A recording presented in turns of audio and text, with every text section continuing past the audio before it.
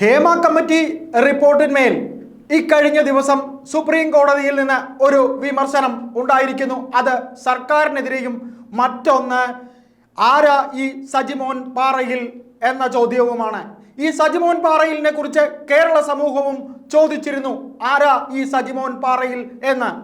Hema committee report സർക്കാർ, അതായത് സ്ത്രീകൾക്ക് തൊഴിലിടമായ അവരുടെ സിനിമാ മേഖലയിൽ തൊഴിൽ ചെയ്യാൻ ഉള്ള സൗകര്യമില്ല എന്നും, അതായത് നിരവധി പീഡനങ്ങൾ, സ്ത്രീ പീഡനങ്ങൾ, അതായത് സ്ത്രീകൾക്ക് പീഡനങ്ങൾ ഏൽക്കേണ്ടി വരുന്നു എന്നും, അത് നിർമ്മാതാക്കളിൽ നിന്ന് തുടങ്ങി താരങ്ങളിൽ നിന്ന് വരെ, അതായത് പ്രമുഖ താരങ്ങളിൽ നിന്ന് വരെ ഉണ്ടാകുന്നു എന്നതിൻ്റെ അടിസ്ഥാനത്തിൽ ഈ കഴിഞ്ഞ പിണറായി സർക്കാർ 2016 തയ്യാറാക്കിയ, അതായത് കൊട്ടിഘോഷിച്ച് തയ്യാറാക്കിയ, തങ്ങളാണ് സ്ത്രീകൾക്ക് വേണ്ടിയെല്ലാം ചെയ്യുന്നതെന്ന് പറയുന്ന പിണറായി സർക്കാർ തയ്യാറാക്കിയ ഒരു റിപ്പോർട്ടാണ് ഹേമ കമ്മിറ്റി റിപ്പോർട്ട്.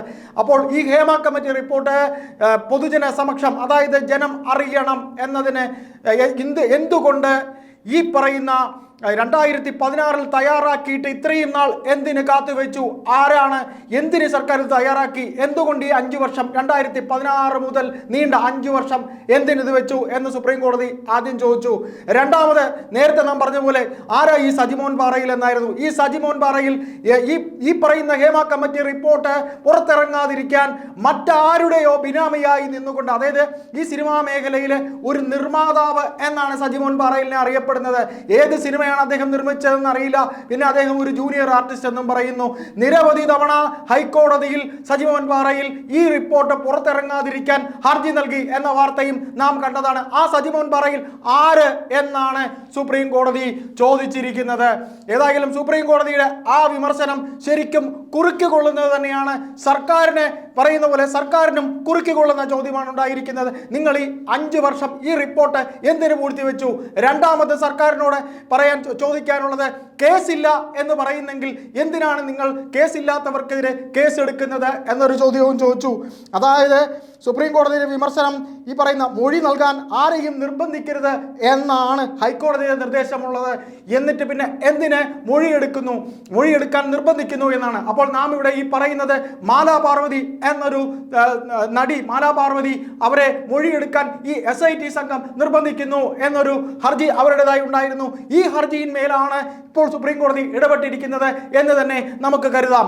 ഏതായാലും ഈ പറയുന്ന ഇടതുപക്ഷ സർക്കാർ ഏതിലും വിപ്ലവം കണ്ടുകൊണ്ട് വളരെ വലിയൊരു വിപ്ലവത്തോടുകൂടി സ്ത്രീകൾക്ക് തൊഴിലിടങ്ങളിൽ ഞങ്ങളിതാ അവരുടെ തൊഴിലിടങ്ങളിലെ പ്രശ്നത്തിൽ ഇടപെടുന്നു എന്ന് പറഞ്ഞുകൊണ്ട്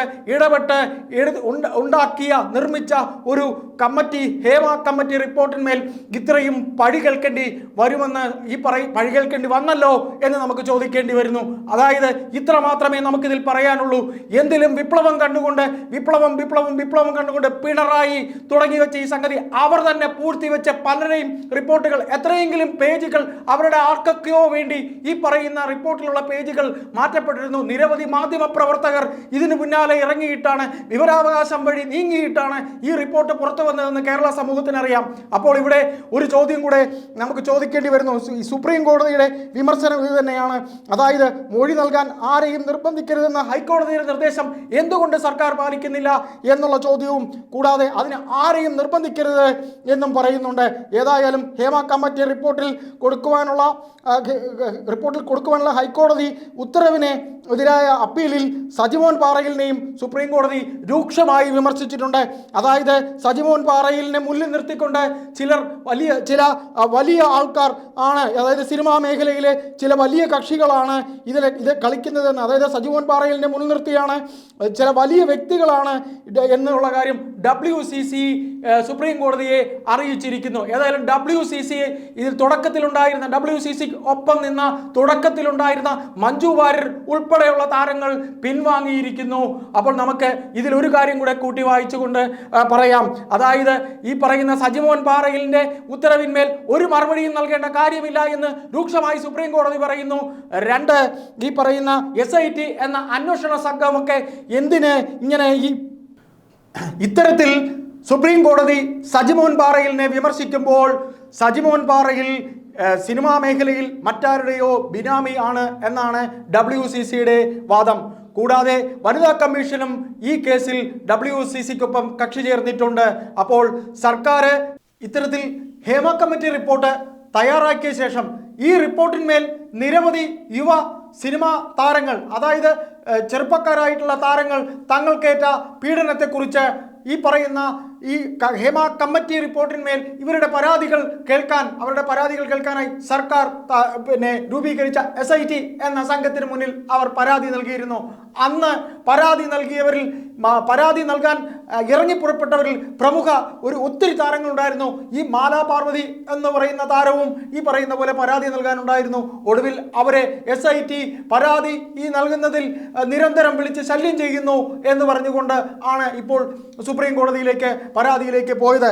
ഏതായാലും ഹേമ കമ്മിറ്റി റിപ്പോർട്ടിന്മേൽ കേസെടുക്കണം എന്ന ഹൈക്കോടതിയുടെ ഉത്തരവിനെതിരെ നൽകിയിരുന്ന, അതായത് ഹേമ കമ്മിറ്റി റിപ്പോർട്ടിന്മേൽ ഈ പറയുന്ന ആർക്കെങ്കിലും പരാതി ഉണ്ടെങ്കിൽ അവരിൽ നിന്ന് പരാതി സ്വീകരിക്കണമെന്നുള്ള ഹൈക്കോടതിയുടെ ഉത്തരവിനെതിരെ സുപ്രീം കോടതിയിലേക്കാണ് ഈ സജിമോഹൻ പാറയിൽ അപ്പീൽ നൽകിയിരിക്കുന്നത്.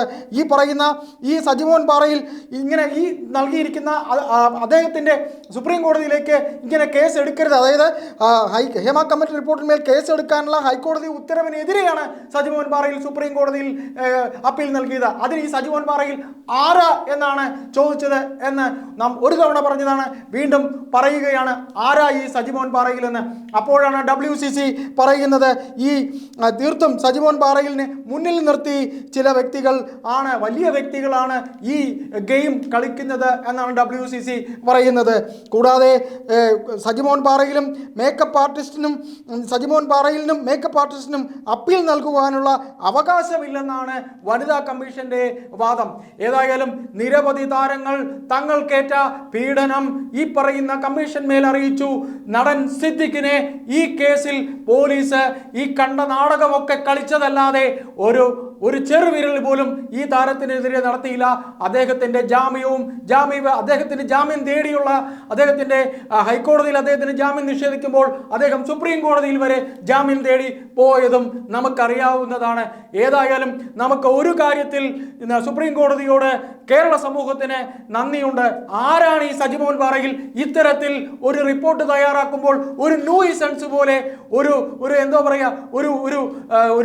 വിലങ്ങ് തടി പോലെ ഇത് ആർക്ക് വേണ്ടിയാണ് ഈ സജിമോഹൻ പാറയിൽ ഇത്തരത്തിൽ ഹൈക്കോടതിയിലും പോകുന്നു, സുപ്രീം കോടതിയിലും പോകുന്നു? അതായത് ഈ പറയുന്ന കൊട്ടിഘോഷിച്ച് തയ്യാറാക്കിയ ഈ ഹേമ കമ്മിറ്റി റിപ്പോർട്ട് സർക്കാർ 2016 ഈ റിപ്പോർട്ട് തയ്യാറാക്കാനായി ഇറങ്ങിയത്. എന്നിട്ട് ഈ റിപ്പോർട്ട് തയ്യാറാക്കിയ ശേഷം 5 വർഷം ഇത് പൂഴ്ത്തിവെച്ച് അവർ മറ്റാർക്കൊക്കെയോ വേണ്ടി പൂഴ്ത്തിവെച്ചിട്ട് ഈ തയ്യാറാക്കിയതിൽ വീമ്പ് പറയുന്ന സർക്കാരിന് ഈ കമ്മിറ്റിയിന്മേൽ താരങ്ങൾക്കുണ്ടായ പരാതിയിൽ അവർ നൽകിയ പരാതിയിൽ ഒരു ചെറുവിരൽ പോലും അനക്കാൻ അവർക്ക് സാധിച്ചില്ല. ഈ കമ്മിറ്റി റിപ്പോർട്ട് തയ്യാറാക്കിയതിൽ കാണിച്ച വീമ്പ് പറച്ചിലും വിപ്ലവവും ഒന്നുമല്ലാതെ പോവുകയാണ് എന്നുള്ളത് തന്നെയാണ് നാം ഇപ്പോൾ നടക്കുന്ന ഈ സംസാര ലോകത്ത് ഇപ്പോൾ നാം കാണുന്നത്. അതായത് എല്ലാം വെറും വിപ്ലവവും വീമ്പ് പറച്ചിലും മാത്രമാണ് നാം ഇവിടെ കാണുന്നത്. അതായത് സ്ത്രീ പീഡനം നടന്നാൽ ഒരു തരത്തിലുള്ള സ്ത്രീ പീഡനവും വെച്ച് പൊറുപ്പിക്കില്ല എന്ന് മൂക്കിന് പറയുന്ന നമ്മുടെ ബഹുമാനപ്പെട്ട മുഖ്യമന്ത്രി താങ്കൾ തന്നെ വിപ്ലവാത്മകമായി തുടങ്ങിയ ഈ പറയുന്ന റിപ്പോർട്ട് തയ്യാറാക്കലും അതിന്മേലുള്ള തീരുമാനങ്ങളും ഇന്നും വെള്ളത്തിൽ വരച്ച വരയായി തീർന്നിരിക്കുന്നുവോ എന്ന് തന്നെയാണ് കേരള സമൂഹത്തിന് നിങ്ങളോട് ഈ സർക്കാരിനോട് ചോദിക്കാനുള്ളത്.